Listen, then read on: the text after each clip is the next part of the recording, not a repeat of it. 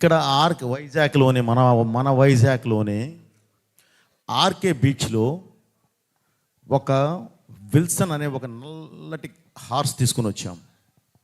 అది చెన్నై నుంచి వచ్చింది, మోస్ట్ పవర్ఫుల్ హార్స్. దానిలో ఆర్కే బీచ్ ఒడ్డున మనం ఒక కాఫీ డే వేసి, బాబు ఇప్పుడు మనకు సంబంధించిన విలన్ వాడు అలా వెళుతున్నాడు, అసలు ఎలా వెళ్ళాలంటే AK-47 గుద్దితే వాడు కింద పడాలి అన్నాను. అని అంటే సరే వెళ్దామండి, ఎలా వెళ్దాం అన్నాడు.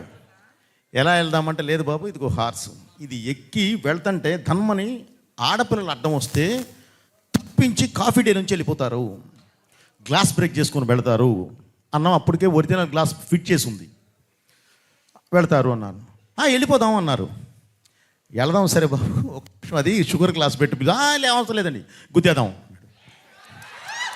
గుద్దేద్దామా బాబు ఒక నిమిషం ఆగు, సరే గుద్దుదామని చెప్పి వెళ్ళి ఏదో చిన్న నీకు కావాల్సిన సెక్యూరిటీకి కావాల్సిన ఏ కావాలో అవి తీసుకొని వదిలితే హార్స్ 110 కిలోమీటర్ స్పీడ్తో వెళ్ళి కొడితే 40,000 మంది 5 నిమిషాలు క్లాప్స్ కొడుతూనే ఉన్నారు. సో ఆ రోజు అది ఏమనాలి, సినిమా కోసం తపన, అది మూర్ఖత్వం కాదు, సినిమా కోసం తపన, రియల్గా చేస్తేనే వస్తుంది అనే ఒక ఇది. బోయపాటి కూడా ఉన్నాడు, దానికి కావాల్సిన క్యారె కూడా తీసుకుంటాడు అని ఆయనకుండే నమ్మకం.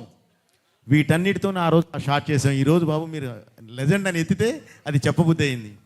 అది 110 కిలోమీటర్ స్పీడ్తో వెళ్ళి గుద్దేసి బయటికి వెళ్ళిపోయింది. 40,000 మంది 5 నిమిషాలు కొడుతూనే ఉన్నారు క్లాప్స్.